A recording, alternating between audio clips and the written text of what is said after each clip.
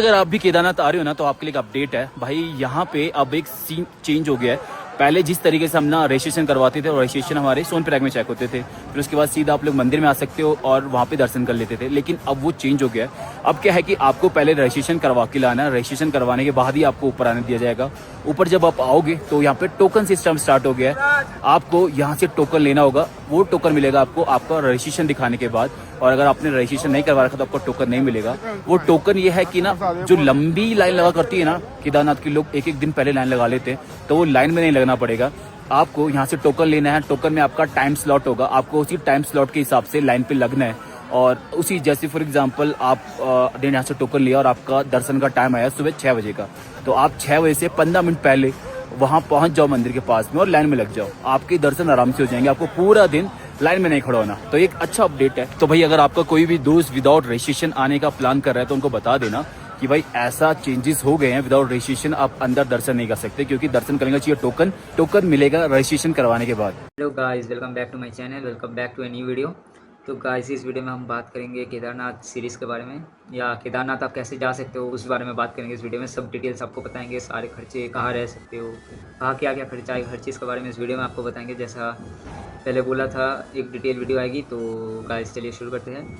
तो सबसे पहले गाइस केदारनाथ का जो कपाट है, कपाट खुल चुका है 2 मई से यात्रा शुरू हो चुकी है। तो अभी हम लोग बात करेंगे जर्नी के बारे में, सोलो ट्रिप और फैमिली के साथ जाओगे उस दोनों के बारे में बात करेंगे। यहाँ पे सारे नोट्स रेडी है गाइस, यहाँ पे देखिए कब। तो गाइस चलिए शुरू करते हैं। तो इन शॉर्ट गाइस हम लोग बात करेंगे इसमें आप हावड़ा से केदारनाथ कैसे जाओगे या फिर देहरादून से केदारनाथ कैसे जाओगे। तो सबसे पहले जो इन जनरल चीज़ें हैं गाइस, इन जनरल आपको चाहिए मेडिसिन। आप सोलो जाओ या फिर फैमिली के साथ जाओ, आपको चाहिए मेडिसिन आपको वॉमिटिंग वाले मेडिसिन चाहिए, जो जिनको पहाड़ से वॉमिट होता है ट्रैवल करने पे। और आपको जो ब्रीदिंग प्रॉब्लम जिनको है उसके लिए मेडिसिन चाहिए, क्योंकि बहुत हाइट पे है जो ब्रीदिंग प्रॉब्लम वो हो सकता है। और डायरिया वगैरह का मेडिसिन देख लेना, क्योंकि पहाड़ का पानी किसी को सूट हो भी सकता है, नहीं भी हो सकता है। और इन जनरल और एक चीज़ है गाइस, GMVN का रजिस्ट्रेशन। आप GNVN जो पोर्टल है उसमें जाकर अपना रजिस्ट्रेशन करा लीजिए, वो फ्री ऑफ कॉस्ट है, उसमें पैसा नहीं लगता है। वो आपको अपना फ़ोटो अपलोड करना पड़ेगा, आपके डिटेल्स, आपका फ़ोन नंबर, ईमेल आईडी, यही सब अपलोड करना पड़ेगा। अगर आप ऑनलाइन करा लेते हैं तो वहाँ जाके आपको लाइन लगाना पड़ेगा, नहीं तो गाइस बहुत लंबी लाइन लगती है वहाँ पे। GMVN के रजिस्ट्रेशन चेकअप के लिए लाइन लगा हुआ है, बहुत ही लंबा लाइन। हम लोग तो आ चुके हैं, लेकिन रजिस्ट्रेशन ज़रूर करवा के आना गाइस। बिना रजिस्ट्रेशन का घुसने को नहीं दे रहे हैं, रजिस्ट्रेशन से सीधा जाना पड़ेगा आप लोगों को। और अगर आपने रजिस्ट्रेशन करा के रखा है तो वहाँ जाकर बस स्कैन करा के निकल जाना है। और एक चीज़ है जो है कपड़े, जो कपड़े है गाइस, वहाँ का वेदर चेक कर लेना, आपकी वेदर कैसा है वहाँ पे, उस हिसाब से आप अपने कपड़े चूज़ करें। और जैसा अगर आपने पहला वीडियो देखा, जो पुराने वीडियोस है वो देखे होंगे, तो उसमें आपने देखा होगा कि बैग से बहुत दिक्कत होता है गाइस। बैग मत लेना, बैग एकदम मतलब भारी बैग लेना, भारी मत करना बैग। जो ज़रूरी सामान है उतना ही लेना, एक्स्ट्रा चीज़ें लेने की ज़रूरत नहीं है, कि बहुत दिक्कत होती है चढ़ने के टाइम पे। तो गाइस चलिए शुरू करते हैं। तो सबसे पहले गाइस आप कैसे, हावड़ा से आपको पहले जाना है, हावड़ा से हरिद्वार। आप सोलो जाओ, फैमिली जाओ, आपको जाना है हावड़ा से हरिद्वार। तो हम ट्रेन वाला जर्नी चूज़ करते हैं, ट्रेन से जाना है। ट्रेन है, 4 ट्रेन चलती है, दून एक्सप्रेस, कुंभ एक्सप्रेस, उपासना एक्सप्रेस और हावड़ा ASR मेल। ये 4 ट्रेन चलती है।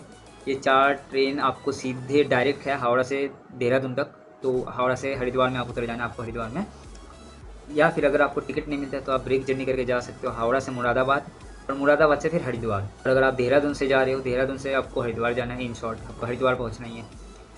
तो देहरादून से हरिद्वार आप जा सकते हो, वो जनशताब्दी एक्सप्रेस चलती है वहाँ से, उसमें से जा सकते हो। जो फिर हावड़ा से जब ट्रेन पे जाओगे गाइस, उसका स्लीपर में कॉस्ट आएगा 650 से लेकर 680 के आसपास अप्रॉक्स। तो 650 पकड़ते हैं अप्रॉक्स टिकट का प्राइस। तो आपको हरिद्वार पहुंचने के बाद अगर आप सोलो हो तो आप बस से ट्रैवल कर सकते हो सोनप्रयाग के लिए। मैं अगर सजेस्ट करूँ तो गाइस एक दिन रेस्ट ले लेना हरिद्वार में। हरिद्वार में रेस्ट लेने से आपका अगला दिन का जो सफ़र है वो कंफर्टेबल होगा। तो रेस्ट लेके आप वहाँ पे गंगा आरती दर्शन कर सकते हो, अगले दिन सुबह निकल जाना। तो जिस दिन पहुँचे उस दिन हरिद्वार में आप अगर आप होटल में रुकते हो तो आपको 500 से लेके 800 रुपीज़ के अंदर अंदर डॉर्मेटरी रूम्स मिल जाएंगे। तो अगले दिन सुबह आप वहाँ पे गंगा आरती दर्शन करके आप बस से निकल सकते हो। अगर आप सोलो हो तो, अगर अकेले जा रहे हो तो बस आपको 350 रुपीज़ से 1000 रुपीज़ के रेंज में मिल जाएगी, वो आपके कंफर्ट के हिसाब से। अगर आप फैमिली के साथ जा रहे हो तब भी आप बस से जा सकते हो, अगर आपकी फैमिली कंफर्टेबल है बस में ट्रैवल करने के लिए। तो बस का प्राइस आपको 350 रुपीज़ से 1000 रुपीज़ के अंदर मिल जाएगा। और अगर आपके फैमिली में कोई एजेड पर्सनस है और आपको बस में प्रॉब्लम है तो आप वहाँ से ट्रैवल एजेंसी बुक कर सकते हो। हरिद्वार से हम लोगों ने ट्रैवल एजेंसी से गए थे हम लोग, तो ट्रैवल एजेंसी आपका 16,000 रुपीज़ लिया था। वो कार हमारे साथ थी, हम लोग को सोनप्रयाग तक लेके गई थी, वापस सोनप्रयाग से हरिद्वार लेके आई थी। हम लोग जितना दिन वहाँ पे थे उतना दिन वो थी हमारे साथ। तो आपका बजट के हिसाब से कंफर्टेबल जैसा होता है आप जा सकते हो। मैं प्रेफर करूँगा बस से जाओ अगर अकेले जा रहे हैं तो। अगर आपका फैमिली वालों को कोई दिक्कत नहीं है बस में ट्रैवल करने में पहाड़ों में, तो आप जा सकते हो बस में। तो बस आपको लेके जाएगी हरिद्वार से सोनप्रयाग। तो सोनप्रयाग जाने के बाद गाइस आपको वहाँ पे स्टे करना है, क्योंकि सोनप्रयाग आप पहुँचोगे, अगर बस से निकलोगे सुबह सुबह तो आप सोनप्रयाग पहुँचोगे शाम तक। तो सोनप्रयाग पहुँचने के बाद अगर आपको वहाँ पे स्टे करना है तो वहाँ आपको होटल या फिर हॉस्टल्स मिल जाएंगे। जो सोलो आदमी बंदे हैं उनके लिए हॉस्टल्स आपको 500 रुपीज़ से 800 रुपीज़ के अंदर अंदर हॉस्टल्स आराम से मिल जाएंगे। अगर आप फैमिली के साथ अगर आपको होटल बुक करना है तो 1000 रुपीज़ से 2000 रुपीज़ के रेंज में आपको होटल मिल जाएंगे वहाँ पे सोनप्रयाग में। तो आप एक वो रात आपको हॉस्टल में रुकना पड़ेगा। उसके बाद अगले दिन सुबह सुबह आपको निकल जाना है। अगर आपने रजिस्ट्रेशन करा के रखा है तो आप आराम से निकल जाओगे, बस स्कैन करा के निकल जाना है रजिस्ट्रेशन को। जो आप उसमें QR कोड रहेगा, जब रजिस्ट्रेशन करा लोगे तो आपके फ़ोन में एक वो डॉक्यूमेंट्स आ जाएगा, उसमें QR कोड रहता है, वो बस स्कैन करा के निकल जाना है। अगर आपने नहीं कराया तो वहाँ जाके लाइन बहुत लंबी लगती है गाइस, बहुत ही ज़्यादा लंबी लगती है लाइन। आपको उसी लाइन में 3-4 घंटे लग जाएंगे। तो सजेस्ट करूँगा कि आप पहले से रजिस्ट्रेशन करा के रखें, आप स्कैन करा के निकल जाएँ। तो जब आप स्कैन करा के निकल जाओगे आपको जाना है आप गौरीकुंड। गौरीकुंड के लिए गाइस आपको सोनप्रयाग से वहाँ की जो टैक्सी है टैक्सी मिल जाएगी। सभी लोग को वहीं से जाना पड़ेगा, जो टाटा सुमो रहते हैं, टाटा सुमो को एज ए टैक्सी यूज़ करते हो लोग। तो वो 3 किलोमीटर है, 3 किलोमीटर वहाँ पे पर हेड पर पर्सन वहाँ पे 50 रुपीज़ लेगा वो टैक्सी, आपको सोनप्रयाग से गौरीकुंड पहुँचा देगा वो। तो गाइस आप सुबह सुबह सोनप्रयाग से गौरीकुंड पहुँच गए हो। तो आप गौरीकुंड से आपका शुरू होगा गाइस ट्रैकिंग आपका 17 किलोमीटर का ट्रैकिंग है। आपको चलते चलते और ज़्यादा लगेगा, मैप में दिखाएगा 14 किलोमीटर 15 किलोमीटर, लेकिन वो गाइस 17 किलोमीटर है। तो कोशिश करना जो भारी बैग ना ले। आपको खाना वॉशरूम वगैरह सब मिल जाएंगे, खाना भी मिल जाएगा वहाँ पे। थोड़ा महंगा खाना, लेकिन सारे खाने वहाँ पे मिल जाएंगे, वॉशरूम्स मिल जाएंगे।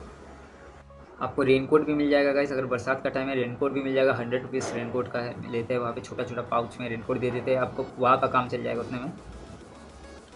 तो आप अगर सुबह गौरीकुंड से ट्रैकिंग करना चालू कर दिए सुबह करीब 5 बजे के आसपास, अगर गौरीकुंड से ट्रैकिंग चालू कर दिया तो आप आराम से, अगर यंग हो, अगर आप सही से चलते हो, अगर कोई दिक्कत नहीं आती आपको, आप आराम से सुबह 10 से 11 बजे के बीच में आप केदारनाथ के समिट पे आप पहुंच जाओगे वहाँ पे। फिर गाइस अगर आप ऊपर पहुंच गए हो वहाँ पे आपको पहले ही एक टेंट बुक कर लेना है। GMVN का टेंट मिल जाएगा आपको, नंदी बेस कैंप का टेंट। वहाँ पे आपको पर हेड वो 800 रुपीज़ पड़ेगा। 800 रुपीज़ में डिनर और लंच इंक्लूड रहेगा। तो गाइस जो GMVN वाला टेंट है वो मंदिर से 1.2 किलोमीटर दूर है।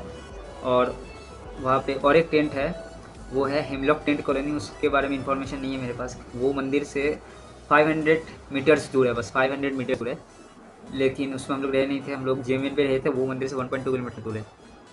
आपको वहाँ जो टेंट है, टेंट में आपको गर्म पानी मिल जाएगा। गर्म पानी ये बाल्टी के हिसाब से होता है वहाँ पे, पर बाल्टी 100 रुपीज़ ऐसा हिसाब रहता है वहाँ पे गर्म पानी का।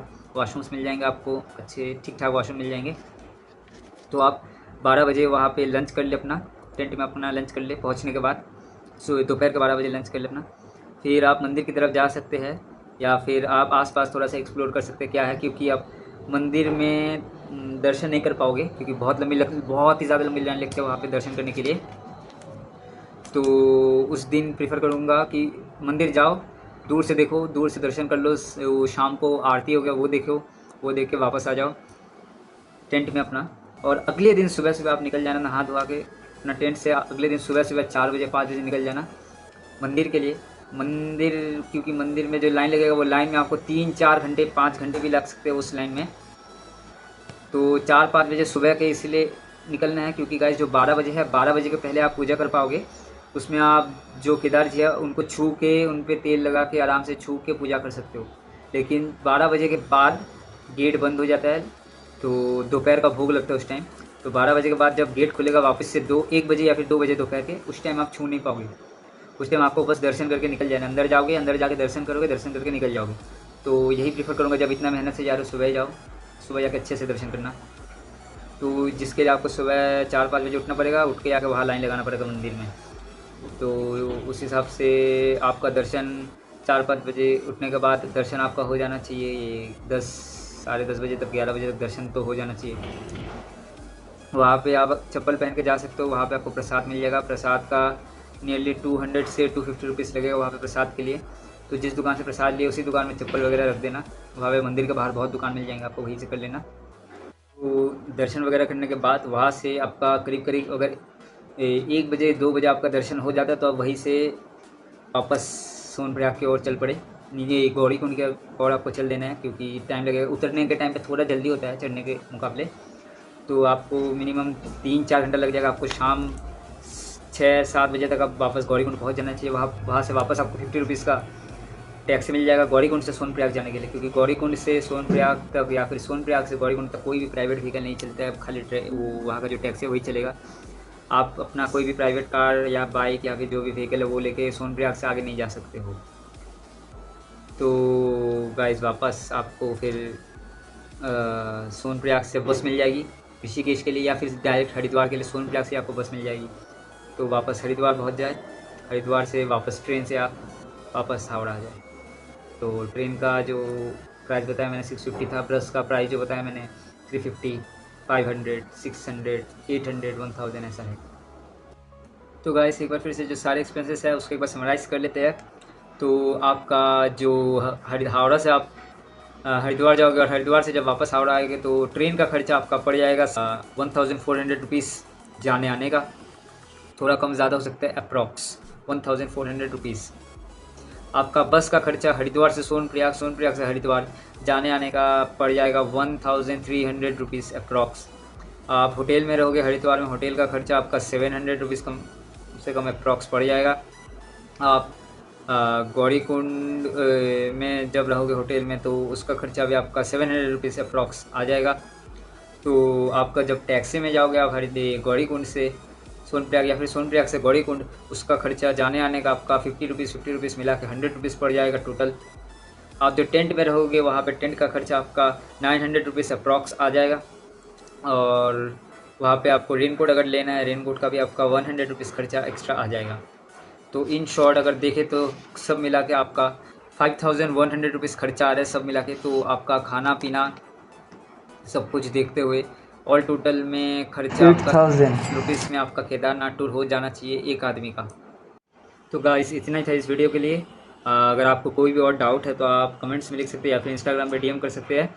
तो इस वीडियो के लिए इतना ही था। तो thank you guys, thank you for watching. अगर आपको इस वीडियो में कोई भी कमी लगे, क्योंकि ऐसे इन्फॉर्मेटिव वीडियो मैं पहली बार बना रहा हूँ, अगर कोई कमी लगे तो प्लीज़ उसको थोड़ा इग्नोर करना या फिर हो सके तो माफ़ करना, और मेरे को सजेस्ट करना कि मैं क्या क्या इंप्रूव कर सकता हूँ अगले वीडियो के लिए।